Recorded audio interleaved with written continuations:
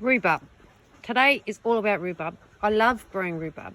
However, sadly, I have struggled with this one for a very long time. I know exactly why. They do like a lot of sun and they're very heavy feeders. Gets plenty of water.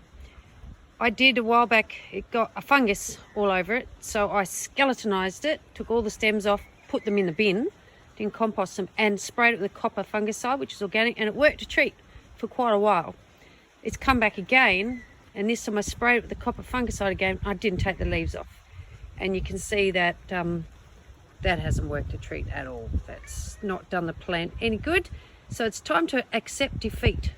I'm going to dig this one up, pull all the leaves off, dig the root up, split it, and it's going to get planted elsewhere where it gets full sun, will get fed a lot, and so that's what I'm going to be doing today. There's my rhubarb. I like to have everything ready. Today I'm going to be using, I've got some rotted hay there, my compost, some newspaper, and I've got my watering can ready. This is weed-free gardening. So the way I'm going to do it, I'm not going to have to worry about this kike coming up. And also I'm going to be creating my lasagna layers. I'm going to be making lots of lasagna layers. As it breaks down, it's going to make nice humus. Now, if you're in sandy soil, you're going to have to use more compost in your hole than what I do, because sandy soil is that humus is created as your lasagna layers break down. The sandy soil is not going to hold on to it. You're going to have to put a lot more compost in there. Mind you, it'll be a bit easier for you to dig a hole than what it is for me. A lot more compost in there to hold that humus as it is created through your lasagna layers. Hope that makes sense. I'm going to put in a few layers of compost. What I'm going to do, a few layers of dirt. This is actually beautiful dirt. Once it's broken down, once you get your shovel into it, it's beautiful. Just mix it in. For sandy soil, that's not enough compost.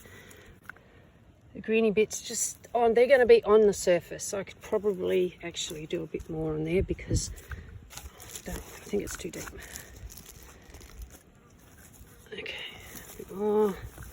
Alrighty. Because all the business is going to happen on the surface for me. And I'll just continue with that, but just make sure you push it in, get all those cavities, you got to get the air out, push it in all around the edges, mix a bit of compost, a bit of dirt, and I'll do that and then be right back. So I've filled the hole up, dirt and a little bit of compost, and what I've done is then just put a layer, like a 2-3 centimetre layer of compost around the outside of it, and as always with every layer you water it in. So I've done that, and today instead of cardboard I'm using newspaper, and the wind just decided to come up, so this is going to be fun. So I'm going to layer an overlap, probably about four sheets thickness of newspaper, as wide as I want to go, because it's going to stop the weeds. I'm going to go ahead and do that now, and of course I'm going to water it in. I'll be back. So I've got a few layers of newspaper on around this rhubarb plant. Quite thick, go as wide as you want. Don't use any of the glossy stuff because it just won't break down. Learned that lesson previously. Those of you who noticed, yes, this is a different rhubarb plant. I had to redo this filming because my phone keeps going into slow-mo, and it slow-moed all the last ones, so sorry if I even repeated myself. But next I'm going to put the straw on. I have wet this newspaper down, and that's going to help the weeds, prevent the weeds coming up. Hay's on. Just going to give it a little water in. I've almost run out.